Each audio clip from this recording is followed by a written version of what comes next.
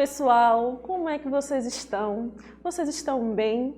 Eu espero que vocês estejam bem e que os familiares de vocês também estejam bem, tá? Eu me chamo Michele e seja bem-vinda a mais uma aula de Geografia do EJA, fase 1 e 2. Nosso eixo estruturante de hoje é Natureza e Ação Humana.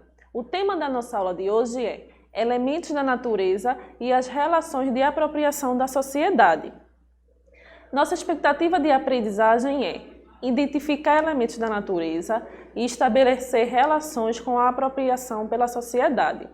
Identificar as interferências positivas e negativas da ação antrópica da natureza.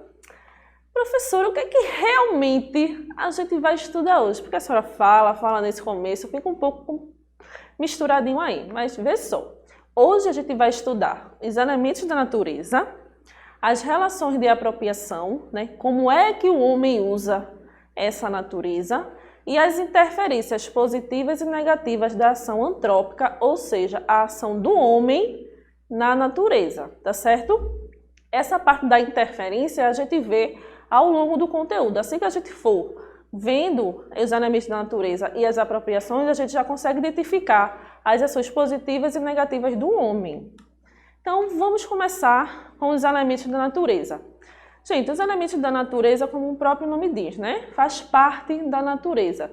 E é bem básico, né? É aquele bem básico mesmo. Água, terra, fogo e ar. Ó, quem nunca ouviu falar nos 4 elementos da natureza essenciais para a sobrevivência do ser humano? São 4 os elementos da natureza e é uma expressão que se refere aos elementos naturais. Água, terra, fogo e ar.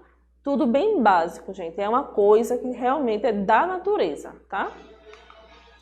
Bom, essa expressão tem origem lá na Grécia Antiga, com seus grandes pensadores que tentavam descobrir qual o elemento que formava todas as coisas. O grande Tales de Miletos acreditava que a origem estava na água. Já Anaximenes acreditava no ar. E, por fim, Heráclito incluiu o fogo como agente criador. Mas foi Empedocles de Agrinito que adicionou terra a esses 3 conceitos e concluiu que tudo era formado pelos 4 elementos, né? Então, antigamente, os pensadores lá na Grécia se juntavam, confabulavam e chegaram à conclusão que tudo que nós temos aqui no nosso planeta, ele é composto por esses 4 elementos, né? A terra, o fogo, a água e o ar.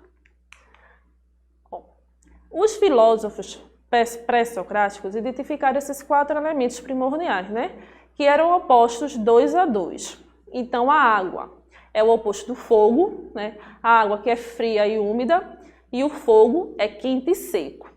Já o ar, ele é quente e úmido, e a terra é fria e seca. Então, vocês vão identificar aí os opostos, né? O que são contrários. A água é o oposto do fogo e o ar, o oposto da terra. Mas, atualmente, os elementos são associados aos estados da matéria. Quando a gente falou do fogo, da terra, do ar antigamente, gente, isso era muito antigamente mesmo. Mas aí, com a evolução do homem, né? Com o avanço das ciências, então, hoje, a gente atribui, né, os elementos terra, água, ar e fogo aos estados da matéria, que é o sólido, o líquido e o gasoso. E aí a terra a gente identifica como sólido, a água como líquido, o ar para o gasoso. Já o fogo, ele é representado pelo plasma, que não é matéria, é energia, né? Isso aí a gente vê mais profundamente. Então, a gente vai estudar química e física, tá certo? Bom, e como foi que o homem se apropriou desses elementos? Gente, quando eu falar aqui desses elementos, a gente tem que lembrar, tá? Que são os 4 elementos: terra, fogo, água e ar. Então, a gente sabe que o ser humano usa os elementos buscando se desenvolver.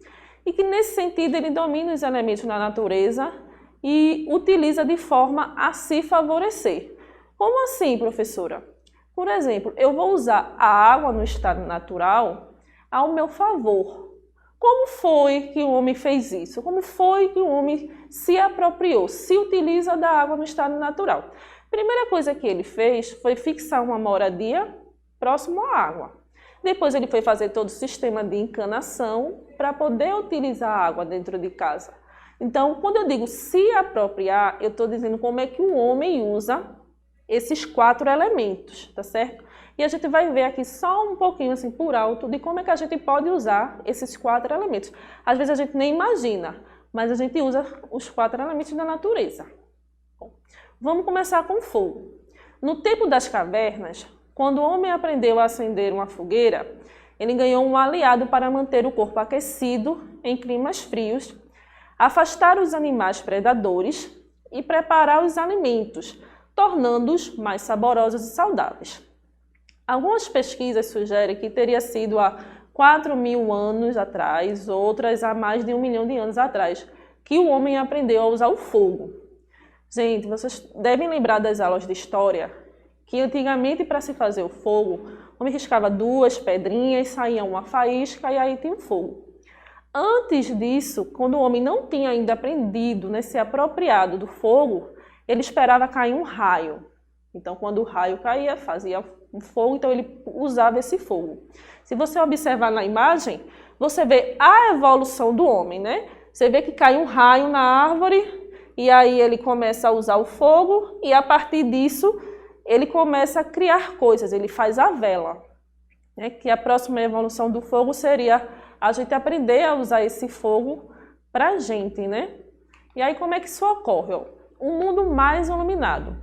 Há registros de que as primeiras velas feitas com gordura animal e um pavio surgiram por volta de 50.000 anos antes de Cristo. Depois vieram os lampiões, as lamparinas a óleo. Gente, hoje a gente não usa mais uma vela, uma lamparina, né? Muito menos lampiões para se iluminar, né? Iluminar quando chega a noite. O que a gente tem? Tem as lâmpadas, né? Lâmpadas de LED, são lâmpadas mais evoluídas. Mas antigamente, e ainda em algumas regiões muito pobres do nosso país, a gente pode até encontrar gente que usa velas. Mas hoje o mais comum é a gente usar as lâmpadas para iluminar, né?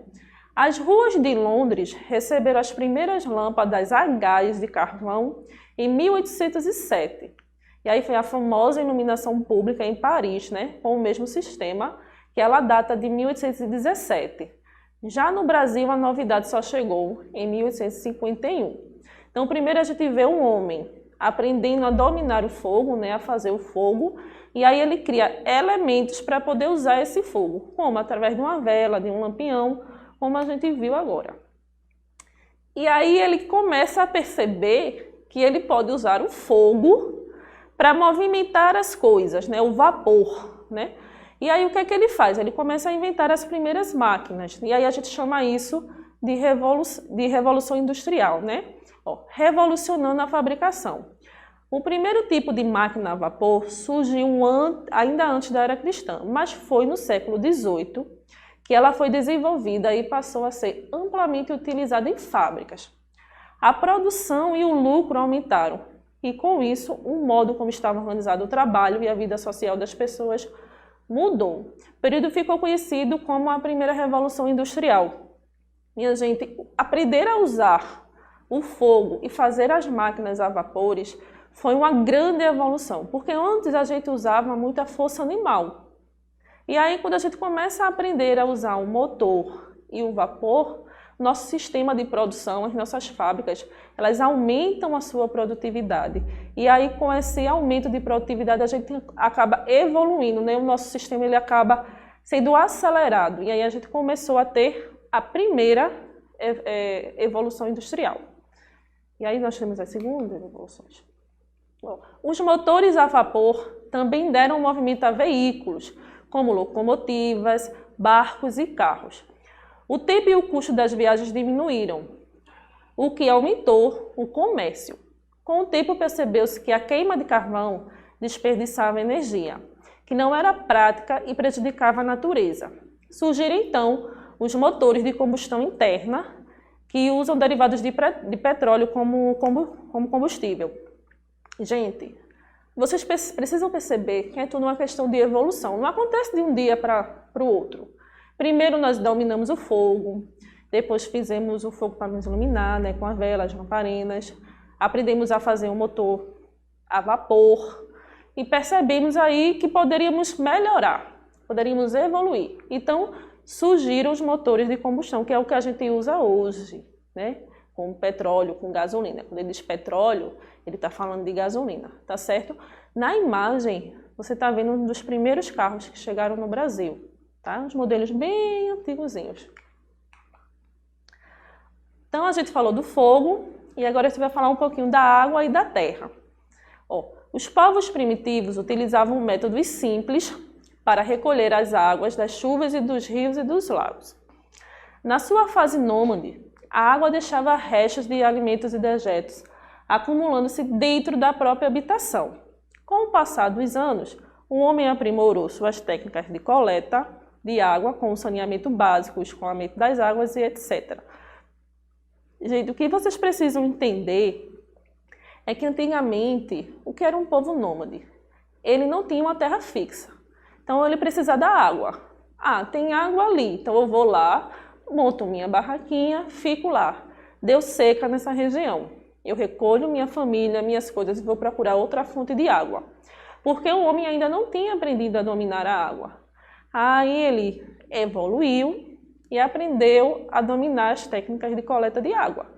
Então ele já deixou de ser nômade e ficou fixo, né? É o que nós somos hoje, né? Somos seres fixos. Como forma de uso da terra, nós temos a criação das moradias, né? Aí nós temos com isso, a gente faz uma casa, a gente faz bairros, dos bairros a gente faz cidades, né? Das cidades formamos países. Temos também a agricultura e a pecuária como forma de uso da terra. A partir do momento que a gente deixou de ser nômade, né? A gente começou a praticar a agricultura fixa, né? E a pecuária, que também é um cultivo fixo. A agricultura marcou o início do sedentarismo humano e está essencialmente ligada ao surgimento dos primeiros aglomerados humanos e as primeiras civilizações. Antes da universalização da agricultura, as pessoas passavam a maior parte de suas vidas em tarefas que envolviam a caça e coleta de frutos e plantas para a alimentação. Então, gente, foi como eu tinha dito, antes nós éramos nômades. Então eu vou aqui um pouquinho, fico esse tempo, uso o que tem lá, uso as frutas daquela época, daquela região, usei a água. Ah, já deu seca, não tem mais fruta, já não é mais a época daquela fruta, daquelas colheitas, então eu vou para outra região. Mas aí eu deixei de ser nômade e sou agora uma pessoa sedentária, né? Com um território fixo. Então eu vou montar minha casa, vou montar minha plantação, minha criação, vou aprender a usar a água.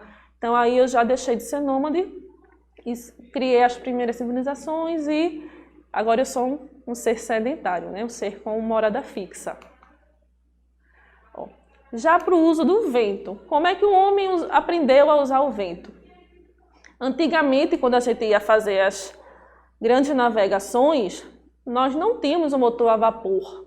Mas mesmo assim, tínhamos as grandes navegações, né? E aí, como é que se tinha essas navegações? Era através do uso do vento, né?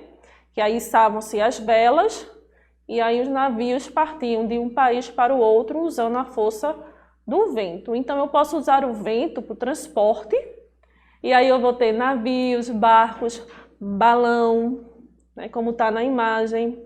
Eu vou ter o vento para a geração de energia, que hoje em dia é uma proposta muito viável para a gente, a energia eólica, que é a energia que a gente consegue obter através da geração de força do vento.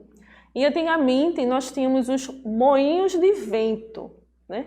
Que embora os moinhos de vento fossem sobretudo utilizados para moagem de grão, logo foram adaptados para movimentar serras, fabricar tecidos, espremer óleo, fazer cerveja, proporcionar as forjas e esmagar a polpa para produzir papel. Então, gente, o moinho é esse aqui, ó, que é bem antigamente, tá? Como não tínhamos vapor, não tínhamos máquina, a força do moinho aqui é que fazia esmagar os grãos, né? Produzir cerveja e etc. E aqui você está vendo as pás para geração de energia eólica. Então aqui gira e aí vai produzindo energia. E os navios de antigamente. E ali um balão. Agora a gente vai falar um pouquinho da interferência positiva e negativa da ação antrópica da natureza. Primeiro a gente precisa entender que toda vez que eu falar antrópica, eu estou falando do ser humano, né? Então as ações antrópicas são as ações exercidas pelo homem, tá? Porque pode ser que alguém fique assim, mas o que é antrópica? Antrópica é ação produzida pelo homem, tá? Quando nos referimos à palavra impacto, é comum associarmos a algo negativo. Porém, é importante dizer que o termo impacto refere-se às consequências das alterações provocadas no meio ambiente, sejam elas positivas ou negativas. Então, nem sempre a palavra impacto vai vir de uma forma negativa, né? A gente precisa analisar e identificar quando ela vai ser positiva ou negativa.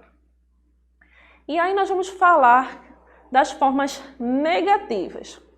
Ó, a gente já viu algumas dessas situações em nossas aulas anteriores, quando a gente falou da natureza, quando a gente falava de agricultura, de pecuária. Então a gente sempre falou de como o homem interfere na natureza. Então vamos dizer que agora vai ser só uma parte de resumo, né? Ó, então uma das ações negativas é o agravamento do efeito do aquecimento global. E aí entra efeito estufa, aí vem chuva ácida, dentre outras situações que agravam, né, o aquecimento global. Vou ter também maré negra. Esse da maré negra a gente não falou aqui ainda. Esse é quando tem derramamento de petróleo, tá? Quando tem a perfuração e acaba vazando petróleo para o mar. Então a gente chama isso de maré negra, fica aquela mancha negra no mar. Desflorestamento, né, a retirada da floresta, da cobertura vegetal para fazer um campo de agricultura ou de pecuária.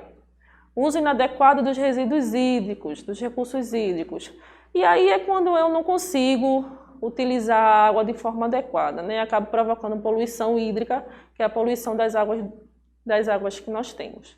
E os processos de urbanização. Já falei aqui também que quando a gente vai fazer a urbanização de uma cidade, ela precisa ser planejada. Não posso construir uma cidade de qualquer forma, porque isso interfere muito na natureza. Eu não posso sair, por exemplo, fazendo calçada em tudo quanto é canto e acabar fazendo que o aquecimento da cidade fique maior ainda, né? Então, quando a gente precisa planejar uma cidade, a gente pensa no impacto negativo e no impacto positivo dessa cidade, né? Da construção dessa cidade. Então, esses processos de urbanização são muito importantes também. E aí entra os engarrafamentos, desmoronamentos de morro, tudo isso que a gente já viu nas nossas aulas anteriores. Agora vamos falar um pouquinho das nossas ações positivas no meio ambiente. Nós vamos ter o reflorestamento. Se o desmatamento, né, se o desflorestamento é negativo, o reflorestamento é o nosso lado positivo. E o que é reflorestar? É recuperar as áreas que foram desflorestadas, né? Vamos dizer assim, é plantar novas árvores. E aí temos também o uso de filtros nas indústrias. Então a gente fala de uso de filtro, é porque a indústria, gente, ela solta muitos gases na natureza. Então quando a gente bota os filtros, aonde sai o vapor, os gases que acabam indo para o meio ambiente, esses filtros vão acabar diminuindo o impacto dessa indústria na poluição do ar, tá? E aí usar produtos biodegradáveis. O que é um produto biodegradável? É um produto que não agride a natureza. A gente vê muito isso, por exemplo, quando a gente vai comprar o detergente de lava-prato. Está escrito lá, produto biodegradável. Então a gente pode ter essa consciência de quando for comprar um produto, dar preferências por produtos biodegradáveis. Temos sacolas plásticas que são biodegradáveis, sacolas de papel, alguns produtos químicos, né, que ajudam a nossa natureza, eles não agridem muito a natureza. Incentivo de políticas para a educação ambiental. Gente, a educação ambiental é muito importante. né? A gente precisa cultivar desde os pequenininhos e valorizar a nossa natureza, né? A gente precisa educar o ser humano a crescer e a evoluir sem prejudicar a natureza. Porque sem ela, a gente não vive. A gente não vive sem água, a gente não vive sem o ar. Então é muito importante que a partir do momento que a gente evolua, a gente também não prejudica a natureza, né? E aí entra também recuperação de matas ciliares. Mata ciliar é aquela mata que fica na encosta do rio. E aí a gente acaba retirando para fazer uma casa ou outra, para aumentar nosso campo de agricultura. Então, quando a gente recupera essa mata, acaba que a gente recupera também o rio. Porque quando a gente tira a mata ciliar, lembra que causa o assoreamento, que o assoreamento acaba fazendo com que o rio fique soterrado, né? Então, a recuperação da mata ciliar ajuda os nossos rios. São só alguns pontos que nós podemos fazer que é positivo para o meio ambiente. Gente, quando eu digo assim, ações, isso começa com a gente também. Só o fato da gente não jogar o lixo no chão, em qualquer lugar, já está ajudando o meio ambiente, né? Precisa dar o descarte correto do nosso lixo. Ah, professora, eu acho que eu posso começar fazendo isso. Muito bem, minha gente, são ações pequenas que vão ajudar o nosso ambiente. Bom, outras ações de impacto positivo no meio ambiente, não tão distantes da nossa realidade, são coisas que a gente pode fazer, né? Coisas que são simples, ó.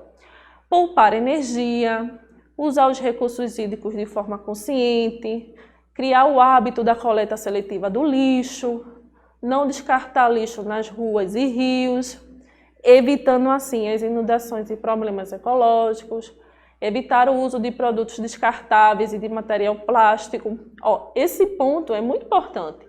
Você que está indo na escola todo dia, em vez de você usar um copo descartável toda vez que for beber água, você pode levar sua garrafinha.